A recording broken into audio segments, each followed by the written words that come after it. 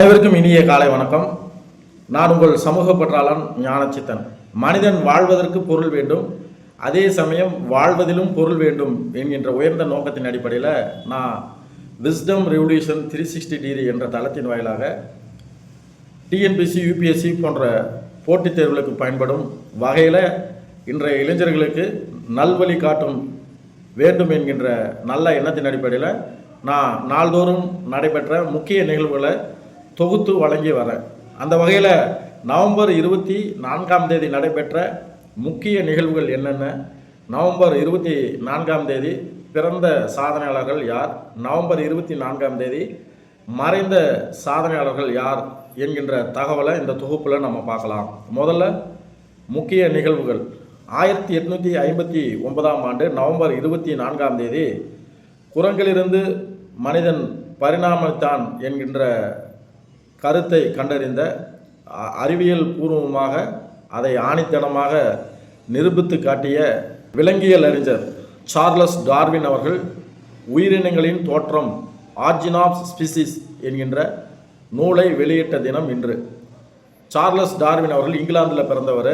1809 பிப்ரவரி 12 பிறந்தார். 1882 ஏப்ரல் 19 மறைந்தார். இப்போ குரங்கிலிருந்து தான் மனிதன் பிறந்தான் என்கின்ற அவருடைய ஆய்வு ஆரம்ப கட்டத்தில் பல்வேறு எதிர்ப்புகளுக்கு உள்ளாகியது. இந்த உலகமே எதிர்த்தாலும் தன்னுடைய கருத்தை முன்வைத்த காலை பின் வைக்காமல் அதை உண்மை என்று நிரூபித்தார். அந்த அடிப்படையில் இப்போ மனித குரங்குக்கும் மனிதனுக்கும் உள்ள குரோமோசோம் கூட ஒரே மாதிரி தான் இருக்குது அப்படின்னு அறிவியலில் கண்டுபிடிச்சிக்கிறாங்க. அதனால் உயிரினங்களின் தோற்றம், ஆரிஜின் ஆஃப் ஸ்பீசிஸ் அப்படிங்கிறது ஒரு முக்கியமான நூல். அதாவது பழமைவாதிகளை அவங்களுடைய பிற்போக்குத்தனமான கருத்துக்களுக்கு இவர் எழுதின இந்த நூல், முற்போக்குத்தனமான நூல் பல ஆய்வுகளுக்கு அடிப்படையாக இருந்தது. இந்த ஆரிஜின் ஆஃப் ஸ்பீசிஸ், உயிரினங்களின் தோற்றம் அப்படிங்கிற நூல். அந்த மாபெரும் வரலாற்று சாதனையை செய்தவர் சார்லஸ் டார்வின் அவர்கள். உயிரினங்களின் தோற்றம் என்கின்ற நூல் வெளியான தினம் இன்று நவம்பர் 24, 1859. அடுத்ததாக 2002 புகழ்பெற்ற ஓவியர் ரவிவர்மா அவர்கள், அவருடைய ஓவியமானது 56 லட்சத்திற்கு ஏலத்திற்கு போனது. இப்போ ரவிவர்மா அவர்கள் அவர் ஒரு ராஜவம்சத்தை சேர்ந்த அரசர்.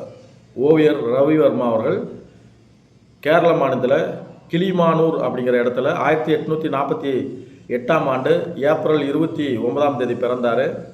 1906 அக்டோபர் 2 மறைந்தார். இவர் நிறைய ஓவியங்களை வரைஞ்சவர்.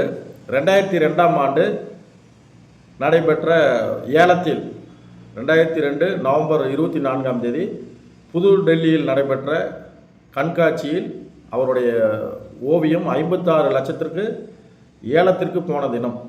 அதனால் இப்போ ரவிவர்மன் அவர் சிறந்த ஓவியர். இப்போ சினிமா பாட்டில் கூட கவியரசு வைரமுத்து அதை மென்ஷன் பண்ணியிருப்பார். 1988 வெளிவந்த வசந்தி அப்படிங்கிற திரைப்படத்தில் கேஜே ஜேசுதாஸ் பாடின அந்த இதில் ஒரு பாட்டு வரும். ரவிவர்மன் எழுதாத கதையோ அப்படிங்கிற பாட்டு இந்த ரவிவர்மாங்கிறத சுட்டி காட்டி எழுதியிருப்பாங்க. அதனால் அவருடைய புகழ், அதாவது இந்திய ஓவிய கலையில் அவருடைய இடம் நம்பர் 1 இருக்குது. அடுத்ததாக பார்த்தோம்னா நவம்பர் 24 பிறந்த சாதனையாளர்கள் யார் அப்படின்னு பார்க்கலாம். 1955 நவம்பர் 24 இங்கிலாந்து கிரிக்கெட் அணியின் நம்பிக்கை நாயகன் அயான் போத்தம் அவர்கள் பிறந்தார். இவருடைய சாதனைகள் யாராலையும் முறியடிக்க முடியாத சாதனைகள். என்னன்னா, நம்பர் 1 ஆல்ரவுண்டர். இவர் மொத்தம் 21 டெஸ்ட்டில் விளையாண்டு 1000 ரன்களை அடித்தார். 1000 ரன்கள் அடித்து ஒரு மிகச்சிறந்த பேட்ஸ்மேனாகவும், அதே சமயத்தில் முதல் 100 விக்கெட்டு எடுத்த உலகின் நம்பர் 1 வீரராக அயான் போத்தம் அவர்கள் திகழ்கிறாரு. அது மட்டும் இல்லை 5 விக்கெட்டு மற்றும் 100 ரன்னு. இப்போது ஒன்று பேட்ஸ்மேனாக இருக்கணும், இல்லை பவுலராக இருக்கணும். ஆனால் இவர் பேட்ஸ்மேனாக 100 ரன் செஞ்சுரி அடிச்சுட்டு அதே போட்டியில் 5 விக்கெட்டும் எடுத்துக்கிறாரு. அதனால் ஒரே போட்டியில் இந்த சாதனை 5 முறை செஞ்சுருக்கிறாரு. 100 ரன்னு பேட்டிங்கில், 5 விக்கெட்டு பவுலிங்கில். இந்த சாதனையை 5 முறை செய்தவர் 1980ஆம் ஆண்டு நடைபெற்ற டெஸ்ட் போட்டியில் இந்தியாவுக்கு எதிராக 13 விக்கெட்டை எடுத்திருக்கிறாரு. அடுத்ததாக இவருடைய இதில் 13 விக்கெட்டு 114 ரன்னையும் எடுத்துக்கிறார் 1980 டெஸ்ட் கிரிக்கெட் போட்டியில். அடுத்ததாக இவருடைய பெஸ்ட்டு பவுலிங்னு பார்த்தா 34 ரன்னுக்கு 8 விக்கெட்டு எடுத்துக்கிறாரு. அடுத்ததாக 10 விக்கெட்டை 4 முறை எடுத்துக்கிறாரு. அது மட்டும் இல்லாமல் 100 ரன்கள் 10 விக்கெட்டு இந்த சாதனை 1980 பண்ணார். இது மாதிரி நம்பர் 1 ஆல்ரவுண்டராக அயான் போத்தம் அவர்கள் திகழ்கிறார்.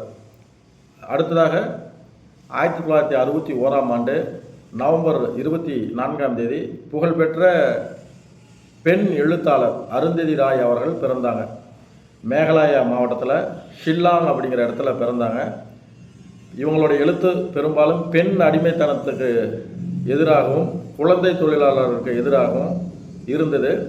மேதா பட்கர் அம்மையார் அவங்களுடைய அமைப்பு நர்மதா பச்சோ அந்தோலோ அப்படிங்கிற அமைப்பு, நர்மதா நதியை காப்போம்ங்கிறது. அந்த அமைப்பில் இவங்க முக்கிய பங்கு வகித்தாங்க. இவங்க எழுதின God of the Small Things என்கின்ற நாவலானது புக்கர் பரிசு பெற்றது. புக்கர் பரிசுங்கிறது இங்கிலாந்தில் தரக்கூடிய இலக்கியத்திற்கான உயரிய விருது. அடுத்தது 2003ஆம் ஆண்டு சாகித்ய அகாடமி விருது இவருக்கு வழங்கப்பட்டது. ஆனால் அது வேணான்னு மறுத்துவிட்டார். 2004ஆம் ஆண்டு சிட்னி அமைதி பரிசு பெற்றார். அடுத்தது 2015ஆம் ஆண்டு அம்பேத்கர் சுடர் விருது விடுதலை சிறுத்தை கட்சி சார்பாக கொடுக்கப்பட்டது. அருந்ததி ராய் அவர்களுடைய வாழ்க்கை ஒரு பெண் அடிமைத்தனத்திற்கு எதிராக, பெண் நலன் சார்ந்த, பெண் பாலியல் குற்றங்களுக்கு எதிராக இவங்க நிறைய கருத்துக்களை, கட்டுரைகளை, கவிதைகளை எழுதியிருக்கிறாங்க. அடுத்ததாக பார்த்தோம்னா நவம்பர் 24ஆம் தேதி மறைந்த சாதனையாளர்கள் பார்த்தோம்னா 1675ஆம் ஆண்டு நவம்பர் 24ஆம் தேதி சீக்கிய குருக்களில் மொத்தம் 10 குருக்கள். அந்த 10 குருக்களில் குரு தேக் பகதூர் அவர்கள் மறைந்த தினம் இன்று. அதாவது 1675 நவம்பர் 24ஆம் தேதி குருதேவ் பகதூர் அவர்கள் மறைந்தார். அடுத்ததாக பார்த்தோம்னா 1891ஆம் ஆண்டு இந்திய வைஸ்ராயாக இருந்த லிட்டன் பிரபு அவர்கள் மறைந்தார். இந்த லிட்டன் பிரபு அவர்கள் இந்தியாவின் வைஸ்ராயாக 1876 முதல் 1880 வரை இருந்தார். இன்றைய பயனுள்ள தகவல் அனைத்தும் உங்களுக்கு மிகவும் பயனுள்ளதாக இருக்கும். இந்த தகவலை பயன்படுத்தி நீங்களும் ஒரு வெற்றியாளராக வர வேண்டும். உங்கள் வாழ்க்கை இந்த சமூகத்தின் மேன்மைக்கு பயன்பட வேண்டும் என்று கூறி இன்றைய பயனுள்ள தகவலை நான் நிறைவு செய்கிறேன். நன்றி, வணக்கம்.